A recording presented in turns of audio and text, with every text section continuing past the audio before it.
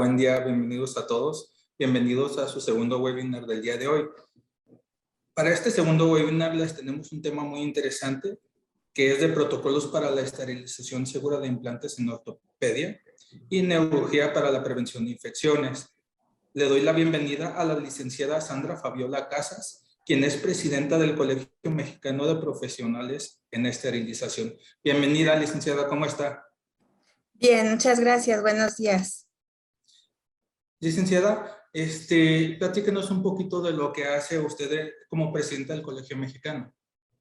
Bueno, la asociación es una asociación civil que tiene 17 años de fundada en México y que pues tiene como principal objetivo generar y promover conocimiento en materia de esterilización, desinfección y control ambiental hospitalario.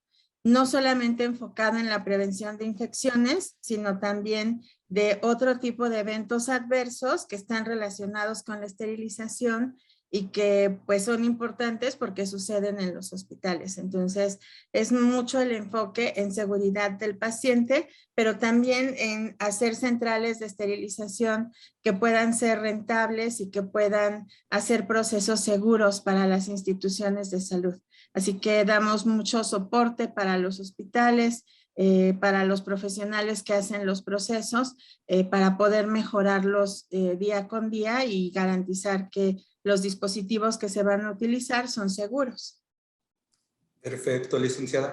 Pues entonces iniciamos, les dejo con la licenciada Sandra, el público es suyo. Muchas gracias. ¿Me pueden decir si ya se ve mi presentación? Sí, ya la vemos. Bueno, pues vamos a hablar de la esterilización segura de implantes y como introducción, pues quiero comentar que desde hace muchos años los implantes son un tema que es un ítem para los hospitales en materia de seguridad del paciente.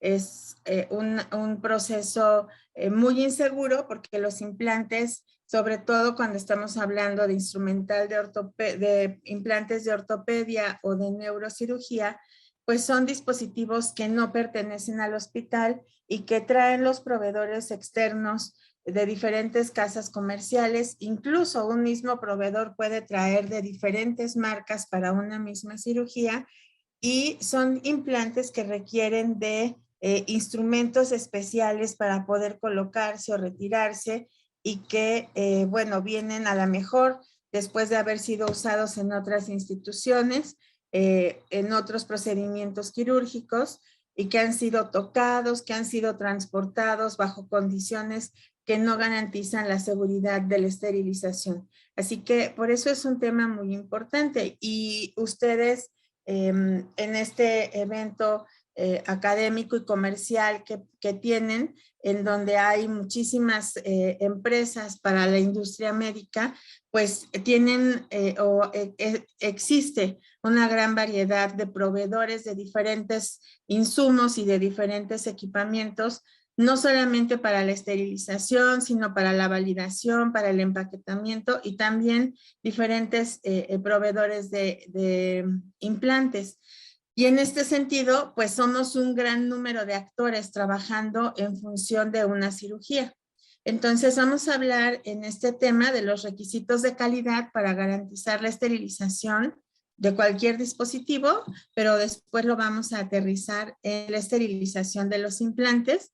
Vamos a hablar del concepto de esterilización terminal, hacer un análisis de cómo se manejan actualmente los instrumentos y los materiales externos a la institución, a revisar alguna normativa nacional en esta materia y hablar de la elaboración de políticas para poder garantizar y estrategias para poder garantizar la seguridad con la manipulación de estos elementos.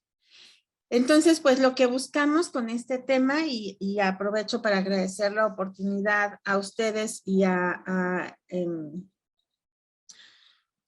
señor Jorge, el hecho de que podamos tener esta conversación y que pueda haber en su auditorio una gran variedad de personas, no solamente de enfermería, que son quienes gestionan los procesos en las centrales de esterilización, sino ojalá proveedores, ojalá personal médico, personal de las instituciones de salud, pues esta información esperamos que sea muy útil para eso. Entonces, vamos a hablar de los requisitos de calidad específicos para garantizar la esterilización de implantes, a establecer los conceptos de esterilidad terminal y mantenimiento de esterilidad ligada a eventos, analizar las fallas de la situación actual en el manejo de instrumentos externos y las responsabilidades legales en la generación de eventos adversos derivados del uso de estos dispositivos.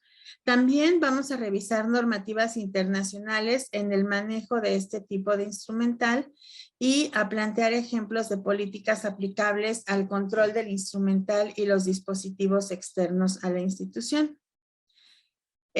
Vamos a iniciar entendiendo qué es la esterilización. La esterilización es un proceso que debe de ser validado y que se utiliza para obtener un producto libre de microorganismos, libre de cualquier forma de vida de microorganismos patógenos que puedan causar una infección.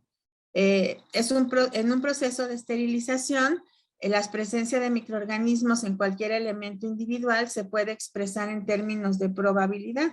Por eso existe un concepto que se llama nivel de seguridad de esterilidad, y ese nivel de seguridad de esterilidad es de 10 a la menos 6. ¿Qué significa eso? Que en 1.000.000 de microorganismos que pueden estar en un instrumento, 1 o menos de 1 sobrevivieron, o que en 1.000.000 de instrumentos que se procesaron, 1 o menos de 1 pudo haber quedado contaminado después de un proceso de esterilización.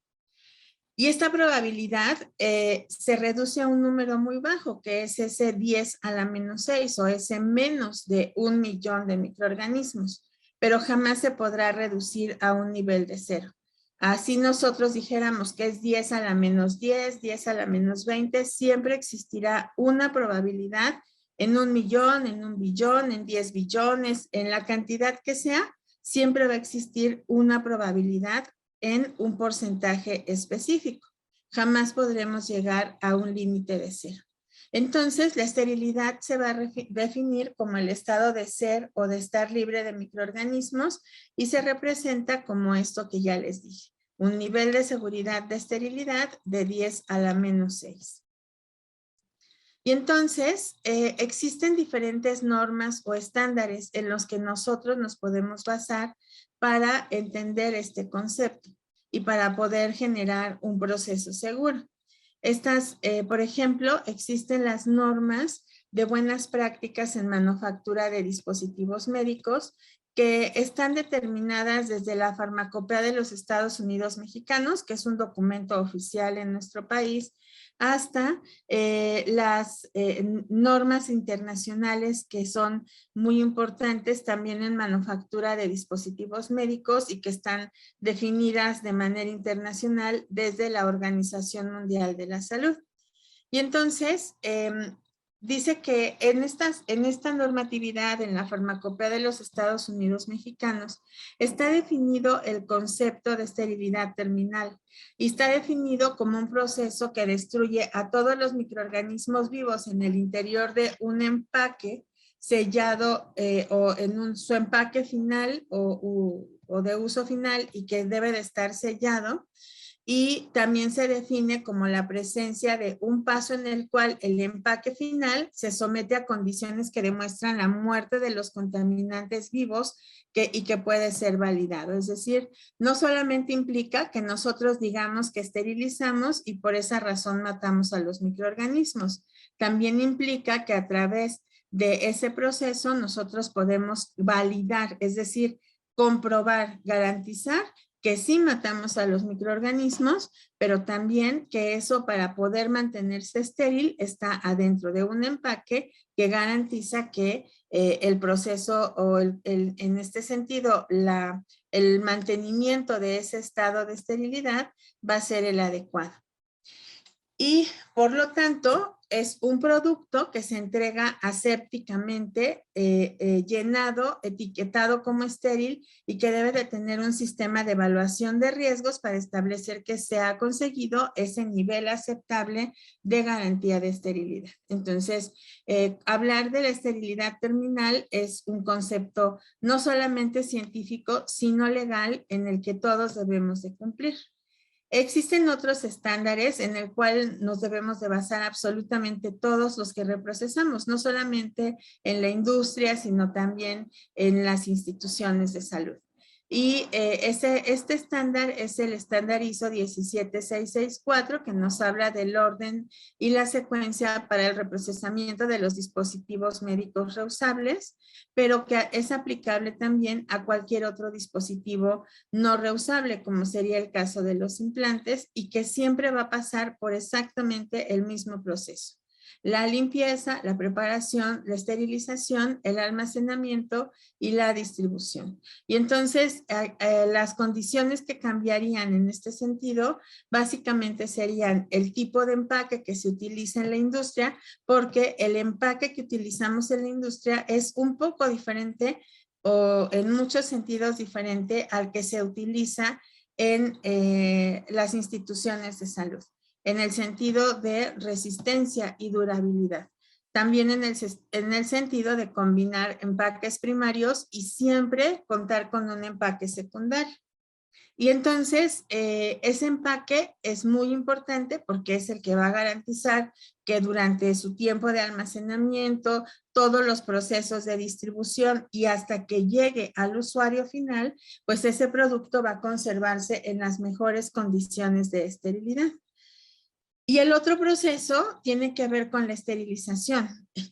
En el caso de los implantes que vienen procesados por la industria, en algunos casos, como podría ser, por ejemplo, un catéter, recordando que los implantes se consideran como cualquier objeto o material ajeno a nuestro organismo, si yo voy a poner un catéter, si voy a poner una prótesis de mama, por ejemplo, pues todo eso ya debe de venir esterilizado a través de un proceso de esterilización industrial que no cumple con las mismas características ni definiciones de nivel de seguridad que lo que se cumple en los hospitales.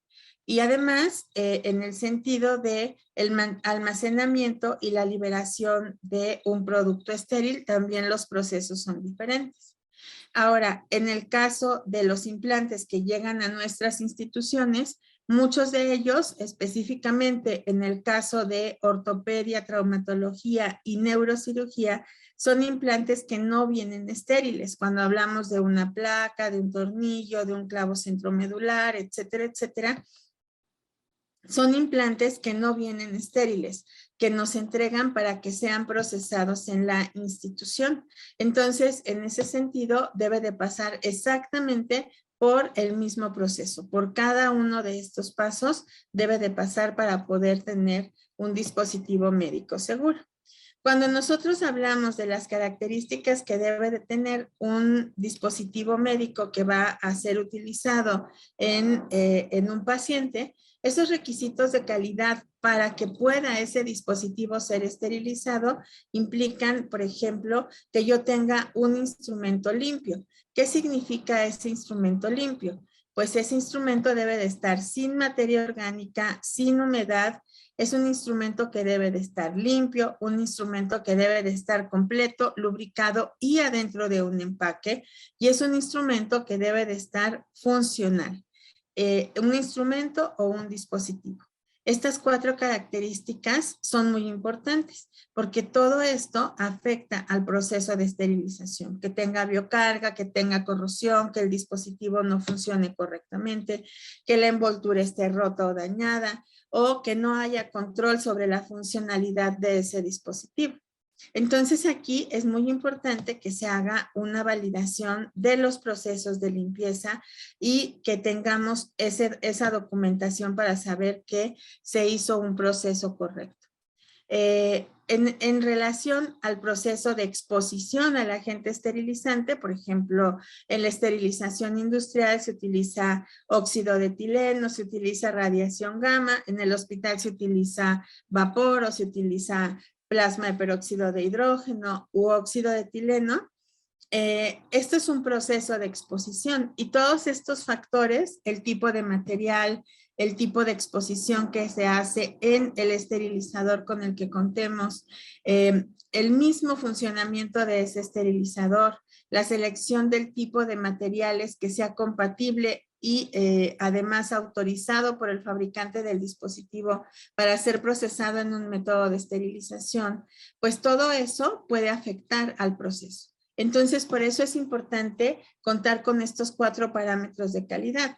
Por ejemplo, hacer cargas estandarizadas compatibles con el método de esterilización, empaquetar los materiales de tal, y ensamblar y empaquetar los materiales de tal manera que podamos garantizar la penetración y el contacto con el agente esterilizante. También tener un esterilizador funcional y validado, utilizando indicadores químicos internos tipo 5 y tipo 6 y la validación del cumplimiento de parámetros críticos adentro de cada unidad de esterilización. Y esto nos va a permitir, además, poder hacer una validación cumpliendo con un nivel de seguridad de esterilidad de 10 a la menos 6. Y en el caso de la conservación de ese producto, que es un aspecto muy importante, ¿qué es lo que puede generar fallas en la conservación de un producto estéril? Por ejemplo, en el caso de los implantes. Uno es el tipo de empaque y el sellado de ese empaque. Las condiciones ambientales de humedad, temperatura y calidad del aire que existen en el área de almacenamiento. Los sistemas de almacenamiento, ya sea en contenedores o en carros de transporte y obviamente el sistema de transporte correcto desde el lugar a donde se esterilizó hasta el lugar a donde se va a utilizar.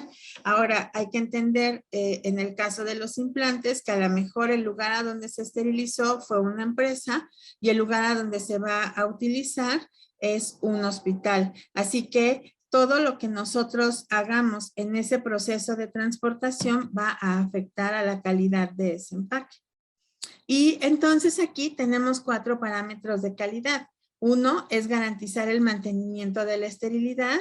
El otro es validar la integridad de los empaques primarios e integrar el uso de empaques secundarios.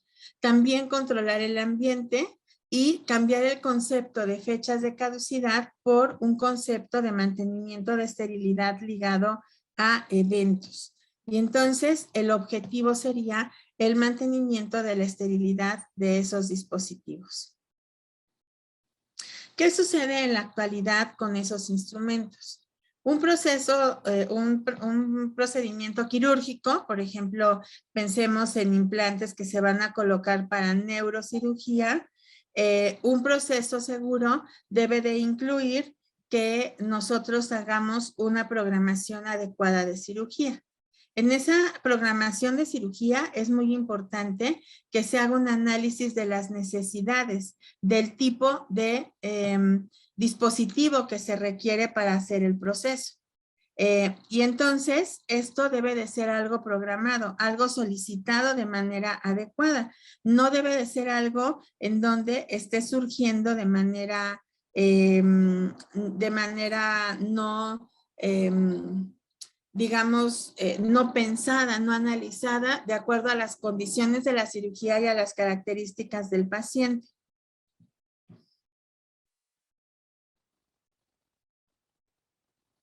Y además es importante, después de que ya hay una programación de cirugía, hay que hacer una solicitud de esos dispositivos. Es decir, el médico ya programó la cirugía, ya nos dijo qué es lo que requiere y luego hay que hacer una solicitud de esos dispositivos. Y esto es responsabilidad de un área administrativa y de un equipo interdisciplinario que debe de hacer esa solicitud bajo un protocolo específico. Y además debe de haber un proceso administrativo en donde se haga una requisición, la verificación de esos materiales a la entrega y en el caso de hospitales privados que cobran esos dispositivos en una cuenta, pues obviamente la verificación para poder saber qué se va a cobrar y cómo se va a cobrar. Pero además, en esa requisición y en esa verificación es muy importante que existan políticas de solicitud y recepción de ese material, en donde se especifique cuándo y cómo se va a recibir y en qué condiciones de seguridad es que el hospital decide que debe de recibir esos dispositivos, porque es muy importante aclarar que esto no debe de ser una disposición ni del fabricante ni del proveedor, porque los procesos de seguridad dependen de la institución de salud, no de las personas que están haciendo ese proceso.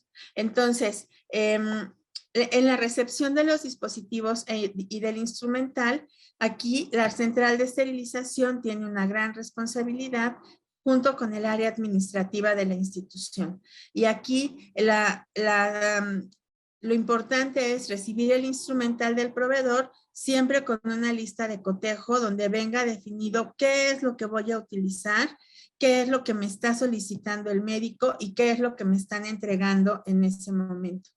También es muy importante que esto se haga con suficiente tiempo para poder verificar las condiciones físicas, que venga completo, que no esté dañado, que no esté con corrosión, por ejemplo, que sea lo que corresponde a la lista de cotejo. Todo eso se verifica como una condición física. Y también se debe de verificar la programación de la cirugía para saber cuánto tiempo tengo para poder hacer el reprocesamiento de esos materiales. Y después viene el procesamiento de los dispositivos que vamos a implantar junto con los instrumentos que se van a utilizar para esa cirugía. Entonces, esto también es responsabilidad de la central de esterilización.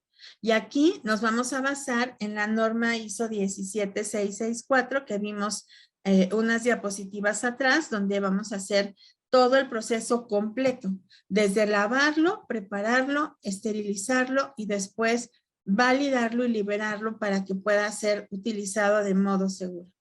Así que aquí debo de hacer una verificación de la compatibilidad del dispositivo con el método de esterilización con el que yo cuento. Pero esto no puede ser algo que yo le diga al proveedor, oye, ¿y eso en qué se puede esterilizar? Ah, pues mételo en plasma de peróxido de hidrógeno. Ah, ok, y ya, como si fuera una situación irrelevante, una situación que se puede acordar entre compañeros o entre colegas. Esto no es así. Para empezar, tengo que entender que esto es una responsabilidad legal y por lo tanto debe de haber una ficha técnica. Muchas veces en los hospitales, cuando las enfermeras exigen este documento, la gente de los hospitales, los proveedores dicen, pero ¿por qué me estás pidiendo eso? Si eso nadie me lo pide. Bueno, hay que cambiar esa mentalidad. Ojalá que entre la audiencia haya personas de las empresas que proveen estos servicios, porque esta mentalidad debe de cambiar. ¿Por qué razón? Porque el hecho de que me entreguen un dispositivo que sea metálico no significa que lo puedo meter a esterilizar en vapor o en peróxido de hidrógeno o en óxido de etileno. La validación de esos implantes ya la hizo el fabricante de ese dispositivo. Y el fabricante de ese dispositivo es alguien que ni siquiera está presente en ese momento. La única manera de que yo pueda saber cómo se hizo esa validación para garantizar que con la esterilización sí se va a esterilizar y no va a sufrir un daño derivado del proceso de esterilización, es una ficha técnica del fabricante en donde el fabricante me dice, este material se debe de lavar de esta manera y se puede esterilizar en estos métodos de esterilización a estos tiempos y a estas temperaturas. Y entonces eso es un documento que todos los proveedores de estos servicios deberían de entregar. Es una garantía de seguridad para ustedes, para la institución de salud y para el paciente, por supuesto. Así que no debería de ser una lucha de solo aquí me lo piden, en ningún lado me lo piden, o como hemos visto que de manera grosera e irresponsable, pues se escriben estas indicaciones casi en una sanita, en una toalla para secarse las manos, sin tener un documento formal que indica a la central de esterilización bajo una definición de un proceso, cómo se tiene que recibir, cómo se tiene que procesar y cómo se tiene que esterilizar. Y aquí también es importante la liberación de la carga y el uso de los empaques adecuados para poder mantener la esterilidad de ese dispositivo médico. Y después está el uso de esos dispositivos. Y en el uso de los dispositivos, Los responsables de este proceso son las personas de la unidad quirúrgica. Y aquí es importante que una enfermera quirúrgica, un cirujano, un residente, un interno, quienes estén colaborando en ese procedimiento, verifiquen la esterilidad de esos productos.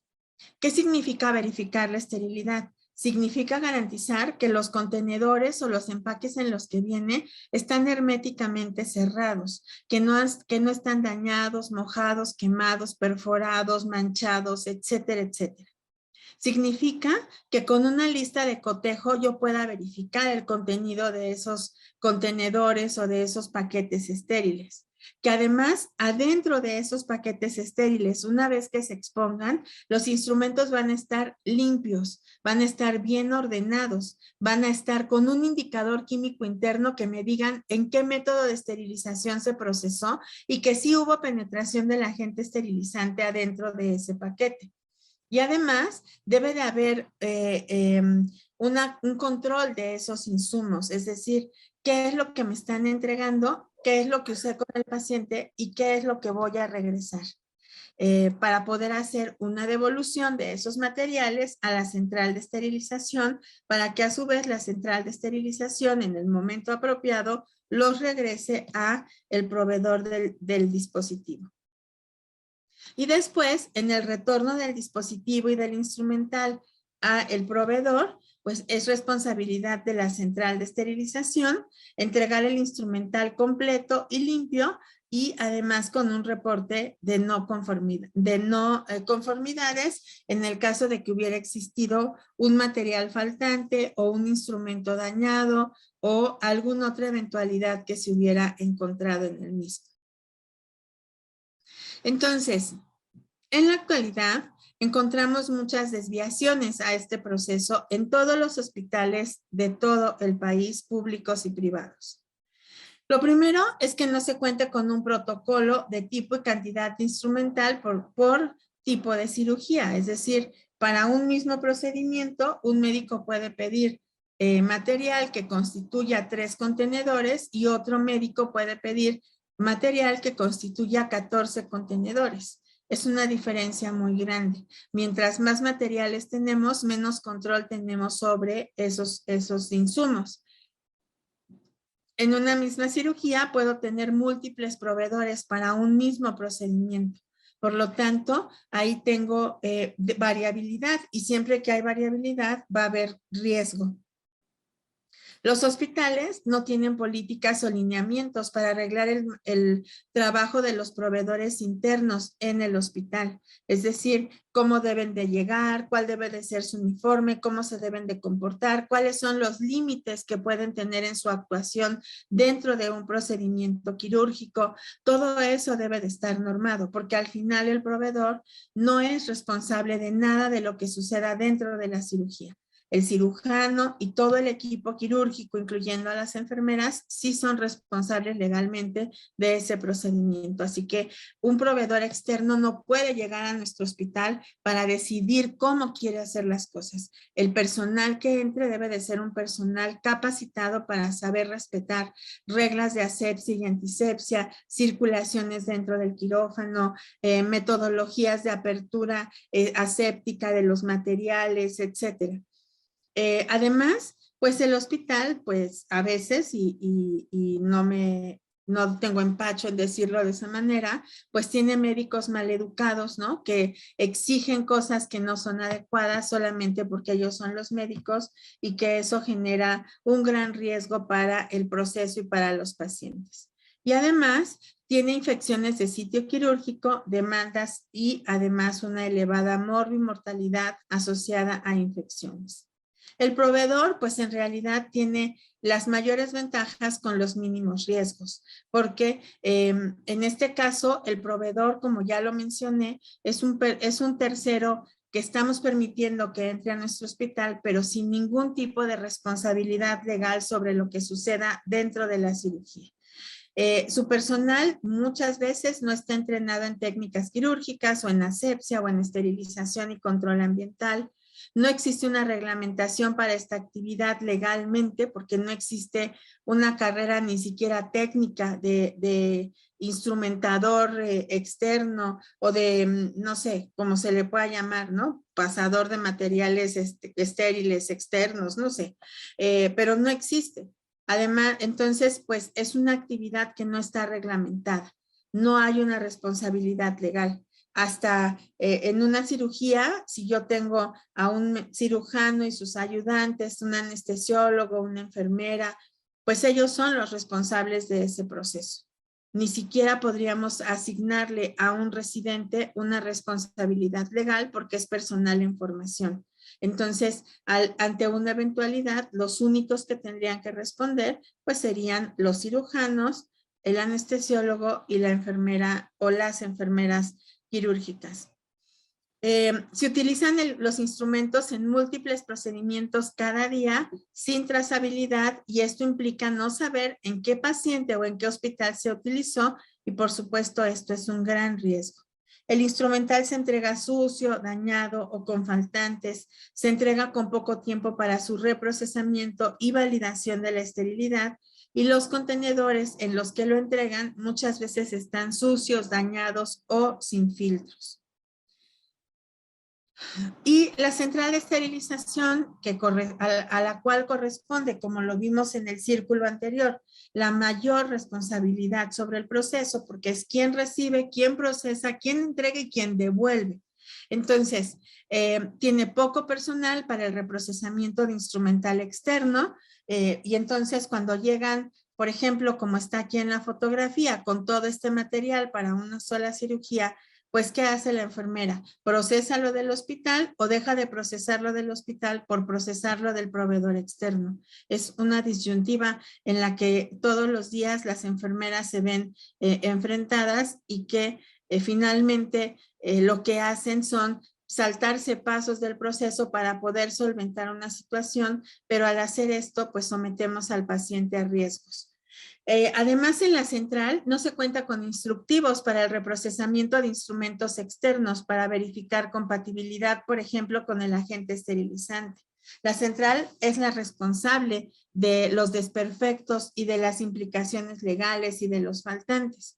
No cuenta con suficiente tiempo para la liberación de una carga. Si ustedes consideran que un reprocesamiento desde la limpieza hasta la esterilización es un proceso que tarda aproximadamente 3 horas y media y que luego para la liberación hay que esperar por lo menos otros 30 minutos, pues obviamente no tenemos suficiente tiempo cuando lo entregan 2 horas antes de la cirugía. Así que básicamente eso solo se mete a esterilizar y se entrega sin haber pasado por todos los procesos de seguridad. Entonces, bueno, pues se ve obligado a recibir instrumental fuera de los horarios, no tiene la programación de las cirugías muchas veces, no puede verificar qué fue lo que solicitó el médico, por lo tanto no puede verificar si lo que están entregando está completo o no está completo. Y entonces, pues hay un gran riesgo para el paciente, un gran riesgo para el hospital y un gran riesgo para el cirujano. Todos estos riesgos que yo estoy poniendo aquí, pues son las situaciones que viven los hospitales todos los días en relación a estos dispositivos. El paciente puede tener infecciones, lesiones, reacciones a cuerpo extraño en cavidad, olvidos de cuerpo extraño en cavidad también. El hospital pues va a prolongar sus tiempos quirúrgicos, por lo tanto al prolongar un tiempo quirúrgico, por lo menos una cirugía se va a tener que cancelar. El hospital está sujeto a demandas, hay un costo excesivo por el uso de insumos y prolongación de tiempos y uso de gases anestésicos, etcétera. Y finalmente hay un desprestigio que afecta a la institución. Y el cirujano, pues es el que va a tener uno de los principales problemas, pues es el que va a tener las demandas, el daño y el desprestigio a su imagen profesional y un desgaste físico y emocional cuando se prolongan los tiempos quirúrgicos. Entonces es importante que se hagan análisis de riesgos de todos estos aspectos de los que he hablado. Y un análisis de riesgo es el estudio de la posibilidad de que suceda un evento y sus consecuencias en cada factor de riesgo con el fin de determinar cuáles son los factores que potencialmente tendrían un mayor efecto sobre el proceso y por lo tanto deben de ser gestionados con especial atención. Entonces, es muy importante entender que el instrumental, primero que nada, y los implantes y los dispositivos, primero que nada deben de estar limpios, porque todo lo que no está limpio no está estéril. Después, que deben de estar en perfectas condiciones de funcionamiento. Cuando yo no verifico ese material, entonces tengo riesgos de disfuncionalidad en el procedimiento, en el momento en que ya no puedo solucionar el problema.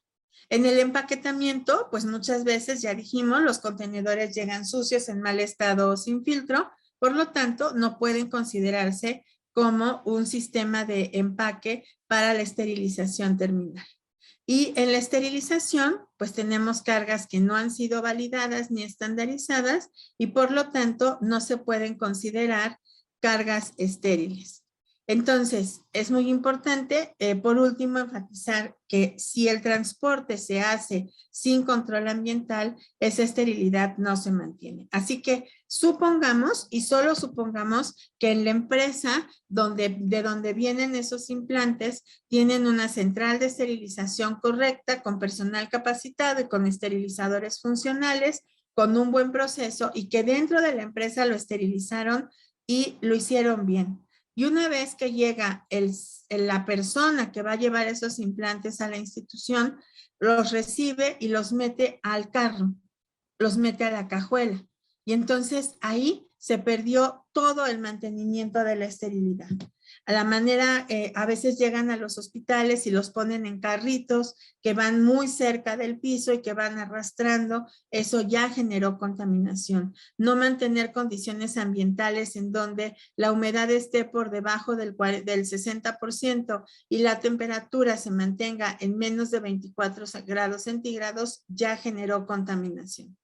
Entonces, es muy importante que se utilicen empaques primarios y empaques secundarios y que siempre que se vayan a utilizar este tipo de implantes se utilicen ambos empaques. Un empaque primario para garantizar el mantenimiento de la esterilidad del dispositivo y un empaque secundario que proteja al o a los empaques primarios para que en la manipulación no se generen riesgos de contaminación. En el ambiente, en el control ambiental, se debe de garantizar la calidad y limpieza del aire. Así que no debo de transportarlos en cajuelas, lo debo de transportar en camionetas que cumplan con un acondicionamiento ambiental que garantice una humedad menor al 60% y una temperatura menor a 24 grados centígrados. Y en la trazabilidad, nosotros deberíamos de saber en qué paciente se utilizó con anterioridad, qué proceso tuvo antes de llegar al hospital y cómo se garantizó su funcionamiento y en dónde está todo eso documentado para que yo no me exponga a condiciones inseguras en el proceso que estoy realizando. En este transporte, una vez que llega al hospital, pues es muy importante que cuando se transporte de la empresa hacia el hospital, se haga en un medio cerrado, no en la cajuela de un carro, pero que al llegar al hospital exista un circuito de circulación en donde se pueda garantizar el transporte correcto por las áreas que no estén contaminadas, con la mínima manipulación para que llegue a un quirófano y se use correctamente y luego retorne para ser procesado por lo menos en la limpieza y entregado nuevamente a el proveedor para que sea regresado a la empresa a la cual pertenece. Y entonces, cuando se habla de las políticas o de los protocolos, todo esto siempre va a venir derivado de una necesidad o de un problema. En este caso, tengo una necesidad, normar este proceso. Tengo un problema, las infecciones generadas en los pacientes por el uso de estos implantes. Así que las políticas o los protocolos son guías que orientan la acción de las personas respecto a un proceso o a un tema en específico. Son lineamientos generales a observar en la toma de decisiones sobre algún problema que se está repitiendo de forma constante en una organización. Y son criterios generales de ejecución que complementan el logro de los objetivos y facilitan la implementación de las estrategias. Entonces, para que esas políticas puedan ser efectivas, tienen que ser elaboradas y emitidas a nivel jerárquico en la empresa. Es decir, no puede ser solo la política de la central de esterilización o del almacén. Tiene que ser la política de la central de esterilización, pero una política dirigida desde la dirección del hospital y que sea de cumplimiento obligatorio. Deben de ser políticas divulgadas, entendidas y acatadas por todos los miembros de la organización, en la cual se contemplan normas y responsabilidades de cada área, así como asignación de funciones. Entonces, bueno, estos serían los pasos o los elementos principales para que esas políticas organizacionales o esos protocolos organizacionales se pudieran llevar a cabo, desde el diseño de la política, la validación y aprobación, la divulgación a través de diferentes niveles y el mantenimiento de la política a través del cumplimiento y la vigencia de la misma.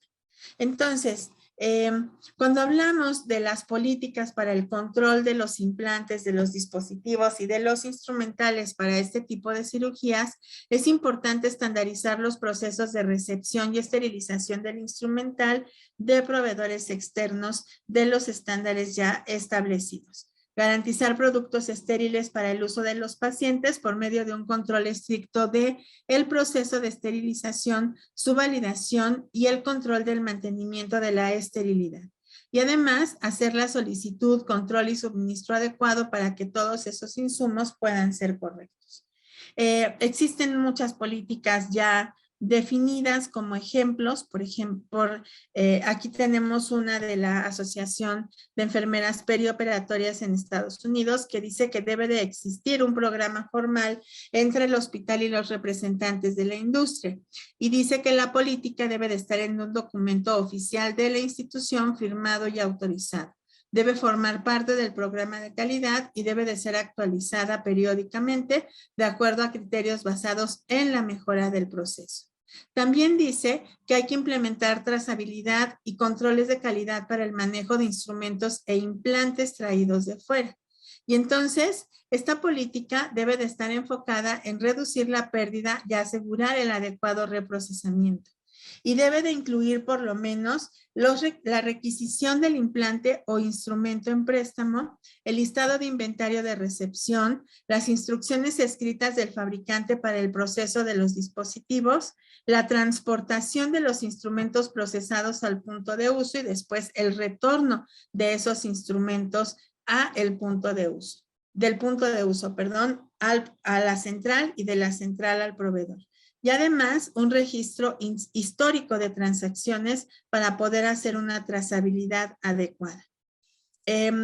Por ejemplo, no se debe de usar un ciclo de esterilización flash para implantes ni como sustituto por no tener suficientes sets instrumental. Todos los instrumentos deben de ser en préstamo y los dispositivos y los implantes que no vengan ya desde el fabricante en un empaque primario y secundario, todos ellos deben de ser considerados contaminados y entregados directamente en el área de lavado de la central de esterilización. Los contenedores rígidos deben de ser inspeccionados para su integridad, funcionamiento y además deben de ser lavados de acuerdo a las instrucciones del fabricante antes de ser utilizados como un empaque para esterilizar. Todos los dispositivos implantables deben de esterilizarse con indicadores biológicos e indicadores químicos internos clase 5 o clase 6. Los materiales deben de ser empacados, etiquetados y almacenados para asegurar su esterilidad y cada artículo debe de ser marcado con la fecha de esterilización. Hay que limitar la exposición a humedad, polvo, luz excesiva o manipulación, y la temperatura y humedad extrema siempre van a generar microorganismos o a favorecer los medios para que haya crecimiento de la biota en ese dispositivo, por lo tanto será un instrumento contaminado. La esterilidad del artículo empacado siempre va a ser relacionada a eventos y estos eventos se consideran que contaminan o recontaminan al dispositivo cuando son múltiples manipulaciones, penetración de humedad, exposición a contaminantes transportados por aire o pérdida de integridad del empaque. Siempre es muy importante enfatizar en las condiciones de almacenamiento, que son muy importantes para poder garantizar el mantenimiento de la esterilidad. 24 grados de temperatura máximo con presión positiva de aire y 4 recambios de aire por hora, humedad menor al 70% y manipulación controlada a través de tráfico controlado. Los empaques estériles, una vez que se procesan, deben de ser almacenados bajo condiciones ambientales controladas. Así que la estantería, los lugares en donde se almacenan también deben de estar bajo normatividad. Y algo muy importante es que las personas que reciben, procesan y distribuyen estos implantes deben de ser evaluadas en sus competencias. Y entonces debe de haber una revisión de las políticas y procedimientos para el procesamiento, educación continua para el personal, evaluación de las competencias y conocimientos del personal en relación a la operación y mantenimiento del equipo de esterilización, selección y monitoreo del uso del ciclo con indicadores químicos y físicos y eventualmente con indicadores biológicos. Estas competencias deben de estar certificadas y además debe de haber una documentación de todas estas ciclos de esterilización, de todas estas transacciones. La documentación debe de incluir los registros de esterilización por un tiempo específico de acuerdo a los requerimientos de la institución de salud. Nosotros sugerimos 2 años. Los registros son requeridos para verificar el proceso utilizado y hacer un análisis del mal funcionamiento del proceso o del esterilizador. Y cada ciclo en cualquier modalidad de uso debe de ser documentado, incluyendo el número del lote asignado, el contenido de la carga, el resultado de los indicadores químicos, físicos y biológicos, si es que así se utilizan.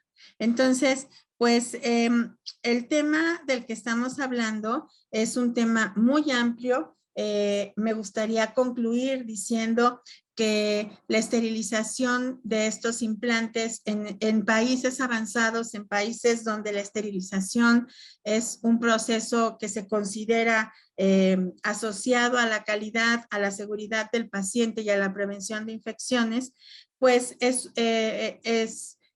aún en esos países se han hecho estudios en donde se encuentran más del 30% de los implantes estudiados se encuentran contaminados después del ciclo de esterilización por todas las condiciones de las que ya hablé. Imagínense en las condiciones en las que muchas veces se trabajan en nuestras centrales de esterilización en México. Por eso es muy importante, muy importante que nosotros mejoremos estos procesos y que los proveedores, lejos de verlo como que nosotros estamos en contra del proveedor, lo vean como un mecanismo de seguridad para proteger a quien debe de ser el eje de todas nuestras acciones, que es el paciente.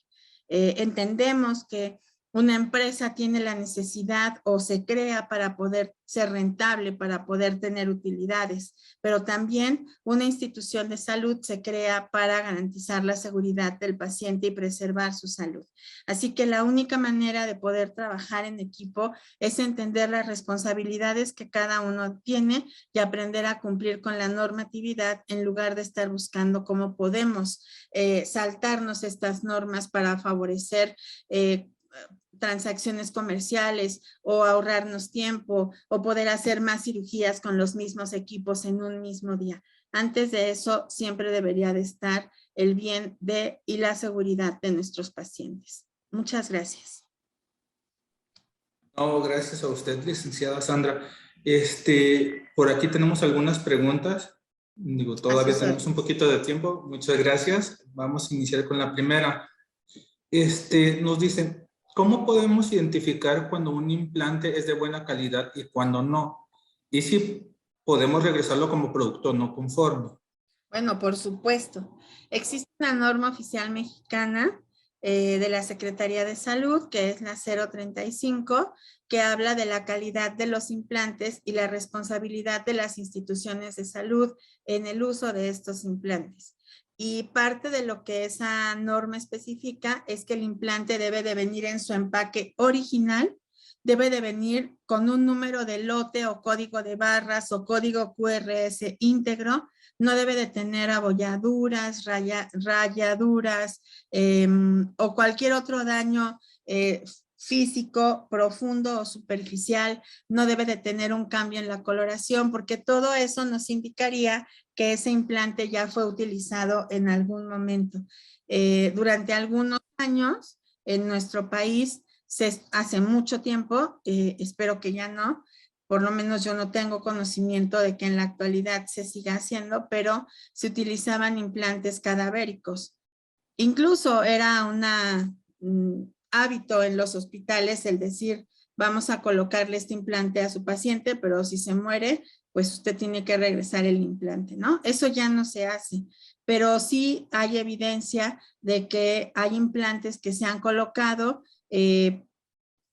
no quedaron de manera adecuada o a satisfacción del médico, se retiran y se ponen otros en la misma cirugía, pero ese implante que ya fue colocado, ya fue manipulado, ya no se debería de volver a utilizar. Sin embargo, lo lavan y lo vuelven a utilizar, ¿no? Entonces, sí se deben de regresar, sí se deben de declarar como producto no conforme, y si no, si en este sentido, por ejemplo, uno lo reporta al cirujano y el cirujano dice que no pasa nada, que así lo utilicemos, pues entonces habría que hacer un reporte a la dirección mencionando una cuasi falla, mencionando que es un implante, incluso con la facilidad de los celulares que toman fotografías, documentarlo gráficamente y decir, bueno, este es un implante que viene bajo estas condiciones, se le avisó al médico, se le notificó al proveedor, ambos dijeron que tenía que procesarse, entonces lo estoy notificando para que ante cualquier evento adverso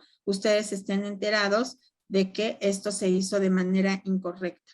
Pero claro que lo más adecuado sería que esto no sucediera, que hubiera políticas en la institución para prevenir que esto se pudiera llevar a cabo. De acuerdo. Nos pregunta Rosario López, ¿es recomendable la esterilización en frío? No existe la esterilización en frío. Este es un concepto inexistente. La esterilización en frío está refiriéndose a la desinfección de alto nivel. El concepto de esterilización en frío es inexistente. Entonces, si usted se refiere a utilizar un desinfectante de alto nivel como glutaraldehído o como ortoftalaldehído, no, no es correcto. Los implantes se deben de procesar en un método de esterilización en vapor o en óxido de etileno o en peróxido de hidrógeno de acuerdo a las especificaciones del fabricante. Deben de encontrarse en un empaque con un indicador químico interno, con una metodología de validación y liberación de cargas, y es la única manera en cómo se pueden procesar. Nunca, pero nunca en desinfectantes de alto nivel. Los desinfectantes de alto nivel, según la clasificación de Spalding, son utilizados para materiales semicríticos. Quiere decir que solo van a estar en contacto con mucosas intactas y cavidades no estériles.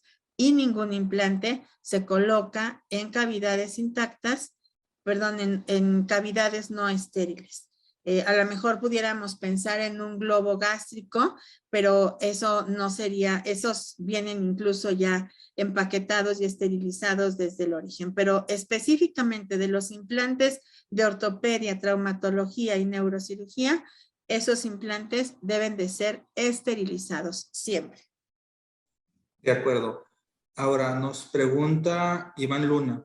Una selle empaquetó un tubo endotraqueal con todo y su empaque primario de venta. Lo ingresó a H2O plasma. ¿Es una correcta práctica? En caso de que no, ¿qué DELO puede generar esta práctica? Daño. Mira, Todos los métodos de esterilización de baja temperatura, que no es lo mismo esterilización en frío que baja temperatura, pero todos los métodos de esterilización de baja temperatura usan agentes químicos y todos tienen algún efecto sobre el organismo cuando no se hace bien. Si ustedes utilizan, por ejemplo, formaldehído o utilizan óxido de etileno, van a tener un efecto cancerígeno ante los residuos. Si ustedes utilizan peróxido de hidrógeno, puede haber irritación. Cuando nosotros tenemos un dispositivo médico de un solo uso, como sería la cánula orotraqueal, que ya se caducó, ese material no se puede procesar bajo cualquier método. De entrada, habría que revisar qué dice el empaque. El empaque tiene un número 2 adentro de un círculo y está cruzado, y eso significa que es de un solo uso.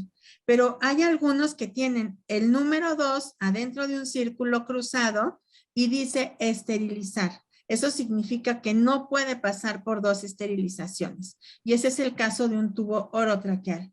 La cánula, el globo de la cánula se puede romper y entonces pues tú vas a tener un proceso inadecuado, pero además hay agentes esterilizantes, como sería el caso del peróxido de hidrógeno, que si no se hace un proceso adecuado pueden dejar residuos y entonces generar irritación en las vías respiratorias. Así que no es correcto ni volverlo a procesar, ni solamente cambiarle el empaque o ponerle un empaque extra y dejarlo en el mismo empaque secundario, en el mismo empaque original, ni tampoco procesarlo en peróxido de hidrógeno. Nada de eso es correcto.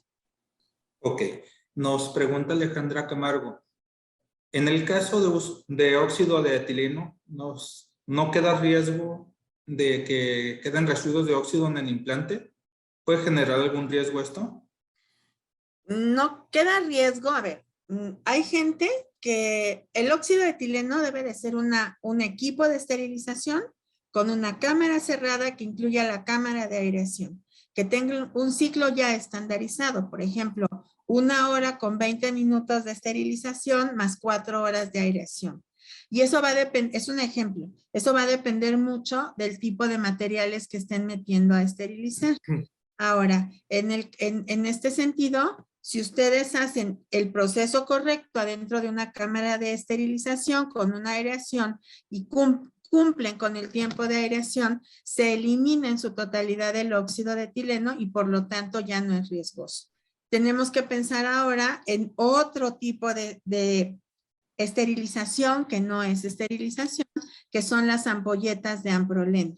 Entonces, en ese sentido, los ciclos de aireación son inexistentes o son ineficaces y sí hay posibilidad de que quede residuo. Así que depende de qué esté preguntando Alejandra. Si utilizan una máquina de esterilización, un equipo de esterilización de óxido de etileno con cámara cerrada y sistema de aireación, o están utilizando una ampolleta de óxido de etileno adentro de una bolsa de plástico con un proceso totalmente sin control. Son dos cosas diferentes. Si utilizan ampolletas, claro que hay residuos y claro que hay riesgo para el paciente y para el profesional. De acuerdo, licenciada. Nos pregunta Lourdes, en cuanto a los catéter o PIC, ¿se pueden volver a reesterilizar? No. ¿O es correcto o es una mala práctica? Es una mala práctica, muy mala práctica. Los catéteres traen estos símbolos de los que yo les he hablado, que dicen que son de un solo uso y que no se pueden volver a procesar. Además, son dispositivos médicos sumamente críticos, de acuerdo a la clasificación de Spaulding, porque entran al torrente sanguíneo. Y por último, son elementos sumamente riesgosos a donde se pueden adherir los químicos que se están introduciendo adentro de ese catéter, que se pueden dañar en su estructura, en su funcionamiento, así que no es correcto. En todas las normativas que existen tratando de saber cómo podemos clasificar los dispositivos desechables para ver cuáles sí podemos reusar y cuáles no, los catéteres siempre han estado eliminados. Son muy difíciles de lavar, no se pueden tallar por dentro, no podemos evaluar que no vayan a generar riesgos de toxicidad, a liberar partículas o a retener partículas, que no haya un biofilm por dentro de ese catéter. O sea, no es seguro. Esos catéteres deben de desecharse. Hay que hacer análisis del costo-beneficio en estar rehusando esos catéteres o desecharlos, porque, vuelvo a repetir, lo más importante debería de ser la seguridad del paciente. Perfecto. Y por último, licenciada, nos pregunta Brandon Velasco. Él es veterinario y quisiera saber si existen protocolos que pudieran usar en otras especies para los implantes ortopédicos. No sé, es que es veterinario, me dijo. Es correcto, así es. Es el mismo protocolo. Incluso me parece que en la industria del cuidado de los animales, de la veterinaria, hay mejores protocolos que en lo que nosotros estamos haciendo. Hay mucho mejores protocolos. Ya voy a bajar, maestra. Hay mucho mejores protocolos porque se invierte más dinero, se invierte más en las centrales de esterilización, en los quirófanos. Yo he visto centrales y quirófanos espectaculares en donde se hacen cirugías para caballos o en los zoológicos, incluso en la clínica veterinaria de la UNAM, que en los hospitales. Entonces, es el mismo protocolo, no debería de haber ningún cambio porque el riesgo es exactamente el mismo, que haya un microorganismo y que se genere una infección. Perfecto. Pues nuevamente agradecer su tiempo, licenciada. Digo, ya se nos acabó el tiempo del webinar. Felicitar a todos los psicólogos el día de hoy en su día. Nos felicitaron o le mandan felicitar mucho, licenciada Sandra. Saludos a todas las personas que se conectaron de diferentes lugares de la República Mexicana. Incluso, pues el día de hoy tuvimos gente de otros países como Costa Rica, Panamá y Ecuador. Un saludo para todos ellos. Los invitamos, por favor, a que todos lean el código QR, hagamos red, hagamos difusión de Medical Expo, eso evento. Recuerden, va a ser el 25, 26 y 27 de octubre en el World Trade Center de la Ciudad de México. Sí, los invito realmente a que hagan su preregistro para que se vayan enterando de todas las novedades que vamos a tener en el evento. Esperemos, doctora, tenerla con una nueva participación o incluso ya en nuestro momento en Medical Expo. Con mucho gusto, cuenten conmigo. Muchas gracias por la invitación. Gracias a todos, que estén muy bien. Hasta luego. Buen día. Paz.